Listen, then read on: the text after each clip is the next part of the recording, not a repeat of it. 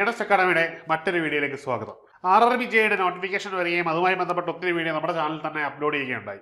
ഇത് RRBJയുമായി ബന്ധപ്പെട്ട ഒരു പുതിയ അപ്ഡേറ്റ് നിങ്ങൾക്ക് തരുവാൻ വേണ്ടിയാണ്. പഠിക്കാൻ തുടങ്ങി കാണും എല്ലാവരും എന്നുള്ള കാര്യത്തിൽ സംശയമൊന്നുമില്ല. അപ്പോൾ എങ്ങനെ പഠിക്കണം, ഏത് രീതിയിൽ പഠിക്കണം എന്നൊക്കെ ഓൾറെഡി നമ്മൾ പറഞ്ഞു കഴിഞ്ഞു. ഇനിയും നമ്മൾ ഒന്ന് അനാലിസ് ചെയ്യാൻ പോകുന്നത് കട്ട് ഓഫ് ആണ്. അതായത് RRBJയ്ക്ക് പല RRBകൾ ഉള്ളത് കൊണ്ട് തന്നെ പല RRBകളുടെ കട്ട് ഓഫുകളുണ്ട്. നമ്മൾ പ്രധാനമായിട്ട് ഒരു 3 RRBകളെ എടുത്തിട്ടാണ് അതിൻ്റെ കട്ട് ഓഫ് നിങ്ങൾക്ക് മുമ്പിൽ അവതരിപ്പിക്കാൻ പോകുന്നത്. അതിനൊപ്പം തന്നെ ചില അഡ്വൈസ് കൂടി തരികയാണ്. അതായത് കട്ട് ഓഫ് എന്ന് പറയുന്ന ഒരു മായാജാലത്തിൽ വീണ് പോകരുത് എന്നൊരു അഡ്വൈസ് കൂടി നിങ്ങൾക്ക് തരികയാണ്. അപ്പോൾ നമുക്ക് കണ്ടന്റിലേക്ക് പോകാം. ഇത് നമ്മൾ RRBG ബാംഗ്ലൂർ റീജിയനുമായിട്ട് ബന്ധപ്പെട്ട ഒരു കട്ട് ഓഫ് ആണ്. കഴിഞ്ഞ വർഷത്തെയാണ്, 2019 ഓർക്കണം. 19 കട്ട് ഓഫ് എന്ന് പറഞ്ഞാൽ അതിനുശേഷം വലിയ സംഭവവികാസങ്ങൾ ഉണ്ടായിട്ടുണ്ട്. കൊറോണ വന്നു, പിന്നീട് പല പരീക്ഷകളും നടന്നിട്ടില്ല. അങ്ങനെ വർഷങ്ങൾക്ക് ശേഷം നടന്നിരിക്കുന്ന ഒരു കട്ട് ഓഫ് ആണ്. ഇനി കാണുന്ന കട്ട് ഓഫ് എന്താണ്? ആരും എഴുതി മേടിച്ച മാർക്കല്ല. എഴുതി മേടിച്ച മാർക്കിൽ നിന്ന് ചില മാർക്കുകൾ കുറഞ്ഞിട്ടുണ്ടാവും, ചില മാർക്കുകൾ കൂടിയിട്ടുണ്ടാവും. അതായത് നോർമലൈസേഷൻ എന്ന് പറയുന്നൊരു നടപടി എന്ത് ചെയ്യുന്നുണ്ട്? CBT എക്സാമുകളെല്ലാം നടക്കുന്നുണ്ട്. RRBയിൽ മാത്രമല്ല, വ്യത്യസ്തങ്ങളായ ഘട്ടങ്ങളിൽ നടക്കുന്ന എല്ലാ പരീക്ഷകളിലും ഇത് ബാധകമാണ്. കാരണം പല പരീക്ഷകളും ഡിഫിക്കൽട്ട് ആവും, പല പരീക്ഷകളും എളുപ്പമാവും. അപ്പം അതിന് ആനുപാതികമായിട്ട് RRB തന്നെ, അല്ലെങ്കിൽ നടത്തുന്ന ഏജൻസി ഏതാണോ ആ ഏജൻസി തന്നെ എന്ത് ചെയ്യും? ഈ മാർക്കിനെ നോർമലൈസ് ചെയ്യും. അങ്ങനെ നോർമലൈസ് ചെയ്യുന്ന മാർക്കുകളാണ് നമ്മളിവിടെ കാണാൻ പോകുന്നത്. നിങ്ങൾക്ക് ഇവിടെ കാണാൻ കഴിയുന്നുണ്ടാവും ഓരോരോ വിഷയങ്ങൾക്കും സെപ്പറേറ്റ് ആയിട്ട് വന്നിരിക്കുന്ന കട്ട് ഓഫ്. അതായത് ഓരോരോ കാറ്റഗറിയിലും 52 മുതൽ ഏതാണ്ട് 70-76 വരെയുള്ള കട്ട് ഓഫുകൾ നമുക്ക് കാണാൻ പറ്റുന്നുണ്ട്. അപ്പോൾ ഓർത്തിരിക്കുക, RRBJയ്ക്ക് വ്യത്യസ്തങ്ങളായിട്ടുള്ള പോസ്റ്റുകളിൽ, അതായത് 1 മുതൽ 69 വരെയുള്ള കാറ്റഗറികളിൽ വ്യത്യസ്ത കാറ്റഗറികളിൽ എന്ത് വന്നു? വ്യത്യസ്തങ്ങളായിട്ടുള്ള നമ്പർ വന്നിട്ടുണ്ട്. അതായത് RRBJയിലെ ഓരോരോ പോസ്റ്റുകൾക്ക് നമ്മൾ നോട്ടിഫിക്കേഷനിൽ പറയുന്ന വ്യത്യസ്തങ്ങളായിട്ടുള്ള പ്രിഫറൻസ്, നിങ്ങൾ കൊടുക്കുന്ന പ്രിഫറൻസിൽ ഓരോ പോസ്റ്റുകൾക്ക് ഓരോ കട്ട് ഓഫുകളാണ് RRBJE വന്നിരിക്കുന്നത്. അത് എന്തിൻ്റെ അടിസ്ഥാനത്തിലായിരിക്കും? ആ പോസ്റ്റിന്റെ വേക്കൻസിന്റെ അടിസ്ഥാനത്തിലായിരിക്കും. ഒപ്പം തന്നെ ആപ്ലിക്കൻസിന്റെ എണ്ണത്തിന്റെ അടിസ്ഥാനത്തിലായിരിക്കും. ഇനി ആ പരീക്ഷയുടെ ഡിഫിക്കൽട്ടി ലെവൽ, ഡിഫറൻറ്റ് എക്സാമുകളിൽ കാട്ടിയിരിക്കുന്ന ഡിഫറൻറ്റ് ഡിഫിക്കൽട്ടി ലെവലുകളുടെ അടിസ്ഥാനത്തിലായിരിക്കും ഈ ഒരു ഘടകം വന്നിരിക്കുന്നത്. അപ്പം ഈ CBT 1ന്റെ ഒരു പ്രത്യേകത ഉണ്ട്. CBT 1 എന്താണ്? എല്ലാവർക്കും കോമൺ ആയിരിക്കും. എല്ലാവരും എഴുതുന്ന ഒരേ പ്ലാറ്റ്ഫോമിൽ തന്നെയായിരിക്കും. അതായത് ഒരേ സിലബസ് തന്നെയാണ് അവരുടെ മുമ്പിൽ വരുന്നത്. അതുകൊണ്ട് തന്നെ എല്ലാ പരീക്ഷ എഴുതുന്നവരും ഫേസ് ചെയ്യുന്നത് ഒരേ രീതിയായിരിക്കും. ഇനി ഇതിലേക്ക് റിക്രൂട്ട് ചെയ്യപ്പെടുന്ന നമ്പർ എന്ന് പറഞ്ഞു കഴിഞ്ഞാൽ ടോട്ടൽ വേക്കൻസിയുടെ 15 ഇരട്ടിയായിരിക്കും. അതായത് 100 പേരെ വേണമെങ്കിൽ 100 × 15 എന്നൊരു ഒരു പ്രപ്പോർഷൻ എടുത്തിട്ടായിരിക്കും അവർ റിക്രൂട്ട് ചെയ്യുന്നത്. അതിനകത്ത് എല്ലാ മാനദണ്ഡങ്ങളും ഉണ്ടാവും. അതായത് റിസർവേഷന്റെ മാനദണ്ഡങ്ങൾ എല്ലാം തന്നെ പാലിച്ചുകൊണ്ടായിരിക്കും അവർ ഈ ഒരു നമ്പറിൽ ഇടുന്നത്. ഓക്കെ, നമ്മൾ കണ്ടു കഴിഞ്ഞു. ഏതാണ്ട് ബാംഗ്ലൂരിന്റെ കട്ട് ഓഫ് എന്ന് പറഞ്ഞു കഴിഞ്ഞാൽ ഏതാണ്ട് ചിലയിടത്ത് 50 വരുന്നുണ്ട്, ചിലയിടത്ത് 79 വരുന്നുണ്ട്. അപ്പം 50 ആയാലും 79 ആണെങ്കിലും ഇവിടെ എന്തുണ്ട്? 50-കാരനും കയറും. ഈ 79-കാരൻ്റെ പ്രത്യേക എന്തെങ്കിലും അഡ്വാൻറ്റേജോ 50-കാരന് പ്രത്യേകിച്ച് ഡിസഡ്വാൻറ്റേജോ ഇവിടെ വരുന്നില്ല. കാരണം ഇതൊരു എലിമിനേഷൻ എക്സാം മാത്രമാണ്. അതായത് ഈ 50 മാർക്കിന് മുകളിലോട്ട് എത്ര മാർക്ക് നേടിയാലും നിങ്ങൾക്ക് എന്ത് പറ്റും? നിങ്ങൾക്ക് ഈ ലിസ്റ്റിലേക്ക് കയറാൻ പറ്റും എന്നതാണ് ഇവിടുത്തെ പ്രത്യേകത. അതായത് പ്രത്യേകിച്ച് ഒരു മാർക്കിന്റെ കൂടുതൽ, ഒരു വലിയ മാർക്ക് കിട്ടി എന്നതുകൊണ്ട് നിങ്ങൾക്ക് എന്തില്ല? പ്രത്യേകിച്ച് അഡ്വാൻറ്റേജ് ഒന്നും ഇവിടെ കിട്ടുന്നില്ല. കാരണം ഇത് റാങ്കിന് പരിഗണിക്കുന്നില്ല. അതിന് CBT 2 ആണ് അതിന്റെ മാനദണ്ഡം. ഇനിയും RRBയുടെ കട്ട് ഓഫ് ചെന്നൈ റീജിയനിലേക്ക് മാറുമ്പോൾ അവിടെ നമുക്ക് കാണാൻ പറ്റുന്നത് 66, 61, 64, 74, 70. നമ്മൾ ആദ്യം കണ്ട അതേ കട്ട് ഓഫിന്റെ സമാനമായിട്ടുള്ള ശരാശരി കട്ട് ഓഫ് തന്നെയാണ്. ഡിപ്പെൻഡ് അപ്പോൺ എന്താണ്? വേക്കൻസികളിൽ വലിയ വ്യത്യാസമുണ്ട് രണ്ടിടത്തും എല്ലാ സമയവും. പക്ഷേ എന്നിരുന്നാലും കട്ട് ഓഫ് ഒക്കെ ഏറെക്കുറെ എന്താണ്? ഒരേ മാനദണ്ഡത്തിൽ തന്നെയായിരിക്കും വരുന്നത് എന്ന് നമുക്ക് കാണാൻ പറ്റും. അപ്പോൾ സ്വാഭാവികമായിട്ടും എന്താണ്? വ്യത്യസ്തങ്ങളായിട്ടുള്ള എക്സാമുകളാണെങ്കിൽ പോലും, വ്യത്യസ്തങ്ങളായ റീജിയനിലാണെങ്കിൽ പോലും കട്ട് ഓഫ് ഏറെക്കുറെ സെയിം തന്നെയാണ്. അപ്പോൾ അതിന്റെ കാരണം എന്ന് പറഞ്ഞു കഴിഞ്ഞാൽ നമ്മൾ ഈ പറഞ്ഞത് തന്നെയാണ്. എന്താണ്? നോർമലൈസേഷൻ എന്ന് പറയുന്നൊരു വലിയ ഘടകം ഇതിനകത്തുണ്ട്. അപ്പോൾ നോർമലൈസേഷൻ ഉള്ളത് കൊണ്ട് തന്നെ നിങ്ങൾക്ക് ഇതൊരു വലിയ ക്രൈറ്റീരിയ ആയിട്ട് കരുതണ്ട. അപ്പോൾ പറഞ്ഞു വന്ന എത്രയേ ഉള്ളൂ, RRBJE എന്ന് പറയുന്ന ഒരു പരീക്ഷയെ സംബന്ധിച്ചിടത്തോളം നിങ്ങൾ previous year cut off base ചെയ്താവരുത് നിങ്ങളുടെ പ്രിപ്പറേഷൻ. കാരണം കട്ട് ഓഫിനെ ഡിറ്റർമിൻ ചെയ്യുന്നത് ഒരു സിംഗിൾ എക്സാം അല്ല, മൾട്ടിപ്പിൾ ആയിട്ടുള്ള എക്സാമുകളാണ്. അപ്പോൾ ഓരോ പരീക്ഷയ്ക്കും എന്തുണ്ട്? ഓരോ വ്യത്യസ്തങ്ങളായിട്ടുള്ള ഡിഫിക്കൽട്ടി ലെവലുകൾ ഉണ്ടാവും. അതനുസരിച്ച് അവരാണ് തീരുമാനിക്കുന്നത്. ഇപ്പോൾ പരീക്ഷയിൽ നിങ്ങളല്ല ഡിഫിക്കൽട്ടി തീരുമാനിക്കുന്നത്, മറിച്ച് ഓവറോൾ കിട്ടിയ മാർക്കുകളെ അനാലിസിസ് ചെയ്തുകൊണ്ട് RRB ആണ് തീരുമാനിക്കുന്നത് ഈ പരീക്ഷ ഡിഫിക്കൽട്ട് ആണോ അല്ലയോ എന്നതുകൊണ്ട്. അപ്പം നിങ്ങൾ ചെയ്യേണ്ടത് ഇത്ര മാത്രമേ ഉള്ളൂ, മറ്റൊന്നുമല്ല. നിങ്ങൾ കൃത്യമായിട്ട് നിങ്ങളുടെ പ്രിപ്പറേഷൻ സിലബസ് ഓറിയന്റഡ് ആയിട്ട് ചെയ്തു പോവുക. ഒപ്പം തന്നെ മാക്സിമം ക്വസ്റ്റ്യനുകൾ അറ്റംപ്റ്റ് ചെയ്യുക. ഈ സ്ട്രാറ്റജിയിൽ മറന്നു പോകാൻ പാടില്ലാത്തൊരു കാര്യമുണ്ട്. ഇത് നെഗറ്റീവ് ഉള്ളൊരു എക്സാം ആണ്.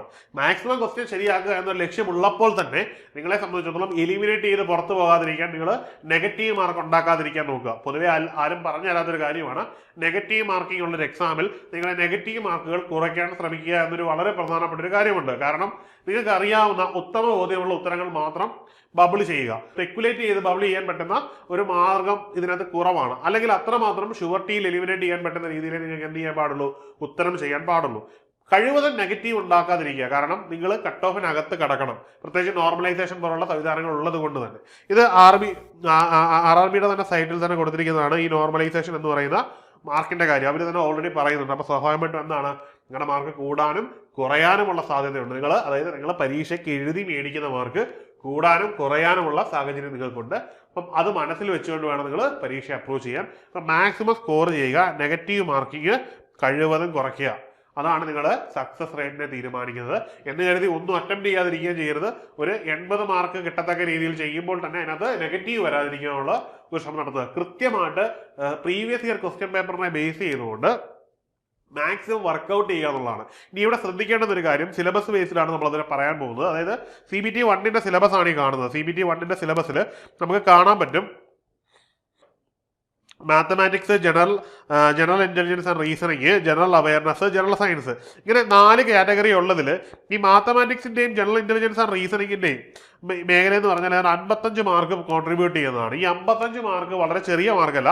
ഈ 55 മാർക്കിൽ കഴിവതും നിങ്ങൾ എന്ത് ചെയ്യാൻ പാടില്ല, നിങ്ങളുടെ മാർക്ക് കളയാൻ പാടില്ല. മാക്സിമം ഇത് സ്കോർ ചെയ്യാൻ ശ്രമിക്കണം. കാരണം 100% ആക്യുറസി ജനറേറ്റ് ചെയ്യാൻ പറ്റുന്ന ഒരു മേഖലയാണ് ഈ പറയുന്ന 55 മാർക്ക് എന്ന് പറഞ്ഞാൽ. ഈ ഒരു 55 മാർക്ക് നിങ്ങൾ എത്രത്തോളം സ്കോർ ചെയ്യുന്നോ അതനുസരിച്ച് നിങ്ങളുടെ സ്കോർ കൂടും. ഇനിയും രണ്ടാമത്തെ ഏരിയ, കാരണം 100% ആക്യുറസി കൊടുക്കേണ്ടതാണ്. ഇവിടെ നിങ്ങൾ ഒരു ക്വസ്റ്റ്യനും തെറ്റിക്കാനും പാടില്ല, ഒരു ക്വസ്റ്റ്യനും സ്കിപ്പ് ചെയ്യാനും പാടില്ല. ആ രീതിയിൽ നിങ്ങൾ പ്രിപ്പറേഷൻ ചെയ്യണം. ഇനി രണ്ടാമത് പറഞ്ഞാൽ ജനറൽ അവയർനെസ് എന്ന് പറയുന്നതാണ്. ഇത് 15 മാർക്കിന്റെയാണ്. ഈ 15 മാർക്കിന്റെ പ്രത്യേകത എന്ന് പറഞ്ഞാൽ ഏത് മേഖലയിൽ, സിലബസിനകത്തുള്ള ഏത് മേഖലയിൽ നിന്നും ചോദിക്കാം. അതുകൊണ്ട് തന്നെ അത്യാവശ്യം വെയിറ്റേജ് കൊടുത്ത് പ്രധാനപ്പെട്ട വർഷങ്ങളിൽ ചോദിച്ചിട്ടുള്ള ചോദ്യങ്ങൾ നോക്കി ആ ഏരിയകൾ നന്നായിട്ട് പ്രിപ്പയർ ചെയ്ത് നിങ്ങൾ എന്ത് ചെയ്യുക, നിങ്ങൾ ആൻസർ ഡെലിവർ ചെയ്യാൻ ശ്രമിക്കുക. അതിന്റെ ഒരു ബെനിഫിറ്റ് നിങ്ങളുടെ പേപ്പറിൽ നിങ്ങൾക്ക് കിട്ടുന്നതായിരിക്കും. രണ്ടാമത് സയൻസ് ആണ്. സയൻസിൽ ഈ ജനറൽ അവയർനെസിന്റെ കൂട്ട് തന്നെയാണ് വെയിറ്റേജ് കൂടുതലാണ്, 30 മാർക്കുണ്ട്. അപ്പൊ അത് നമുക്ക് കളയാൻ പറ്റത്തില്ല. അപ്പൊ നന്നായിട്ട് എന്താണോ ബേസ്, അതിൽ കൃത്യമായിട്ട് പറയുന്നത് 10th ലെവൽ എന്നൊക്കെ പറയുന്നുണ്ട് നോട്ടിഫിക്കേഷനിൽ തന്നെ. അപ്പൊ നമ്മൾ ബേസിക് ആയിട്ടുള്ള ടെക്സ്റ്റുകൾ സ്കിപ്പ് ചെയ്യരുത്. ഇത് സെൻട്രൽ ഗവൺമെന്റ് എക്സാം ആയതുകൊണ്ട് തന്നെ NCERT പോലുള്ള ബുക്കുകളും അതിന്റെ നോട്ടുകളും നമ്മൾ കൃത്യമായിട്ട് ഡിപ്പെൻഡ് ചെയ്യുക. ഇതിനു മുമ്പ് RRB നടത്തിയിട്ടുള്ള പരീക്ഷകളിലെ ചോദ്യങ്ങളുടെ പാറ്റേൺ കൃത്യമായിട്ട് പാലിക്കുക. ഇനി ഇതല്ലാതെ ഏതെങ്കിലുമൊക്കെ സെൻട്രൽ ഗവൺമെന്റ് എക്സാമുകളിൽ സയൻസ് വിഷയങ്ങളിൽ ചോദിച്ചിട്ടുള്ള കണ്ടന്റുകൾ ഡെഫിനറ്റ്ലി നിങ്ങൾ എന്ത് ചെയ്യുക, ഫോളോ അപ്പ് ചെയ്യുക. ആ ഒരു രീതിയിൽ പ്രിപ്പറേഷൻ സ്ട്രാറ്റജി ഉണ്ടാക്കി നിങ്ങൾ എന്ത് ചെയ്യുക, നിങ്ങൾ പഠിച്ചു തുടങ്ങുക. ആ ഒരു വേയിൽ തന്നെ നിങ്ങൾക്ക് എന്ത് ചെയ്യാൻ പറ്റും, നിങ്ങൾക്ക് ഇത് ക്രാക്ക് ചെയ്യാൻ പറ്റും. അവിടെ നിങ്ങൾ ശ്രദ്ധിക്കേണ്ട, അതായത് ഈ അവസാനത്തെ 2 ഭാഗങ്ങൾ, അതായത് ജനറൽ അവയർനെസ്സിലും ജനറൽ സയൻസിലും ശ്രദ്ധിക്കേണ്ട ഒരു കാര്യമുണ്ട്. അറിയില്ലെങ്കിൽ ഗസ് ചെയ്ത് ബബിൾ ചെയ്യരുത്. അറിയാതെ ഗസ് ചെയ്ത് ബബിൾ ചെയ്താൽ അത് നിങ്ങൾക്ക് നെഗറ്റീവ് ഉണ്ടാക്കും. ഈ നെഗറ്റീവ് നിങ്ങൾക്ക് കിട്ടിയിരിക്കുന്ന മാത്തമാറ്റിക്സിലെ ജനറൽ ഇന്റലിജൻസിന്റെയും റീസണിങ്ങിന്റെയും അഡ്വാൻറ്റേജിൽ നിന്നുള്ള മാർക്കിനെ കൂടി അത് കട്ട് ചെയ്ത് കളയും. അപ്പം നിങ്ങൾക്ക് അറിയാവുന്ന ഭാഗങ്ങൾ മാത്രം ഈ ജനറൽ അവയർനെസ്സിലും ജനറൽ സയൻസിലും നിങ്ങൾ അറ്റംപ്റ്റ് ചെയ്യാൻ ശ്രമിക്കുക എന്നുള്ളതാണ്. അപ്പോൾ നമുക്ക് കട്ട് ഓഫ് ഉണ്ട്, നേരത്തെ ഉണ്ടായിരുന്നു, ജസ്റ്റ് ഒന്ന് പറഞ്ഞേ ഉള്ളൂ. അത് ബേസ് ചെയ്താവരുത് നിങ്ങളുടെ പ്രിപ്പറേഷൻ സ്ട്രാറ്റജി. വരാൻ പോകുന്ന പരീക്ഷ ചിലപ്പോൾ ഇത് കൂടിയെന്നിരിക്കാം, കുറഞ്ഞുവെന്നിരിക്കാം. ഒക്കെ ഡിപ്പെൻഡ് ചെയ്യുന്നത് വേക്കൻസിയും നിങ്ങൾ എഴുതാൻ പോകുന്ന പരീക്ഷയുമാണ്. കുറച്ച് വളരെ സിംപ്ലിഫൈഡ് ആയിട്ട് പറഞ്ഞാൽ നിങ്ങളുടെ ഭാഗ്യത്തെ ഡിപ്പെൻഡ് ചെയ്തിരിക്കും. മനസ്സിലായല്ലോ? നിങ്ങളുടെ ഭാഗ്യം അതിനകത്തൊരു വലിയ ഘടകമാണ്. അതുകൊണ്ട് നിങ്ങൾ ഭാഗ്യത്തിന് മാർക്കിനെ, കട്ട് ഓഫിനെ ഭാഗ്യത്തിന് വിട്ടുകൊടുത്തുകൊണ്ട് നിങ്ങൾ നന്നായിട്ട് പ്രിപ്പയർ ചെയ്യുക എന്നുള്ളതാണ് ഇവിടെ നിങ്ങളുടെ ലക്ഷ്യത്തിലേക്ക് എത്താനുള്ള ഏറ്റവും നല്ല മാർഗം. ഇനി മറ്റൊരു കാര്യം പറയാനുള്ള RRB JEE ബന്ധപ്പെട്ട് നമ്മുടെ ഇൻസ്റ്റിറ്റ്യൂട്ട് നടത്തുന്ന കോഴ്സാണ്. ബിഗ് ലേണിംഗിന്റെ RRB JEE ആയിട്ട് ബന്ധപ്പെട്ട് mechanical, electrical, electronics, computer science, civil engineering എന്നീ മേഖലകളിലെ കോഴ്സ് വളരെ വിജയകരമായി പൊയ്ക്കൊണ്ടിരിക്കുകയാണ്. ലൈവ്+ റെക്കോർഡഡ് ക്ലാസ്സുകളാണ് നമ്മൾ പ്രധാനമായിട്ടും നൽകുന്നത്. ശരിക്കും കൃത്യതയോടുകൂടിയുള്ള ഒരു ലൈവ് ഡൗട്ട് ക്ലിയറൻസ് സെഷൻസ് നമ്മൾ പ്രൊവൈഡ് ചെയ്യുന്നുണ്ട്. കൃത്യമായിട്ടുള്ള ടെസ്റ്റ് മൊഡ്യൂളിന്റെ അടിസ്ഥാനത്തിലാണ് മോക്ക് ടെസ്റ്റുകൾ റൺ ചെയ്തു പോകുന്നത്. ഇനിയും കൃത്യമായിട്ട് നിങ്ങൾക്ക് ഈ ഒരു ട്രെയിനിങ് കിട്ടുന്നത് 1-2 മാസത്തേക്കല്ല, മറിച്ച് എന്നാണോ ഈ പരീക്ഷ നടക്കുന്നത് അതുവരെയും ഈ ഒരു കോഴ്സ് നിങ്ങളെ കവർ ചെയ്യുന്നുണ്ടായിരിക്കും. അപ്പം നിങ്ങളെ ഗൈഡ് ചെയ്യുന്നതിനായിട്ട് ഈ ഒരു മേഖലയുമായിട്ട് ബന്ധപ്പെട്ട് റാങ്ക് ജേതാക്കളായിട്ടുള്ള റാങ്ക് ഹോൾഡേഴ്സ് തന്നെ നിങ്ങളെ മെൻറ്റർ ചെയ്യുന്നുണ്ടായിരിക്കും. അത്രമാത്രമുള്ള ഫെസിലിറ്റീസ് ആണ് നമ്മൾ ഈ ഒരു ഇൻസ്റ്റിറ്റ്യൂട്ട് നിങ്ങൾക്കായി പ്രൊവൈഡ് ചെയ്യുന്നത്. അപ്പോൾ സ്മാർട്ടായിട്ട് പഠിക്കുന്നതിന് വേണ്ടിയും ഒരു സ്മാർട്ട് റിസൾട്ട് അക്യൂർ ചെയ്യുന്നതിന് വേണ്ടി ഇപ്പം CBT 1 വളരെ പ്രധാനപ്പെട്ട ഒരു ചലഞ്ചിങ് ഏരിയയാണ്. ഏറ്റവും കൂടുതൽ കോമ്പറ്റീറ്റേഴ്സിനെ ഫേസ് ചെയ്യേണ്ട ഒരു മേഖലയാണ്. അപ്പോൾ അവിടെ നിസ്സാരമായിട്ട് വിജയിക്കണമെങ്കിൽ നിങ്ങൾ എന്ത് ചെയ്യുക, നമുക്കപ്പോൾ സ്മാർട്ടായിട്ട് പ്രിപ്പയർ ചെയ്യുക.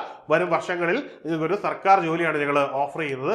കേന്ദ്ര സർക്കാർ റെയിൽവേയിൽ ഒരു മികച്ച തൊഴിലവസരമാണ് നിങ്ങൾ ലക്ഷ്യം വെക്കുന്നതെങ്കിൽ ഉടൻ തന്നെ നിങ്ങൾ ബിഗ് ലേണിംഗിൽ ഈ ഒരു കോഴ്സിൽ ജോയിൻ ചെയ്യുക. അപ്പം മറ്റൊരു വീഡിയോയിൽ കാണാം. Good bye.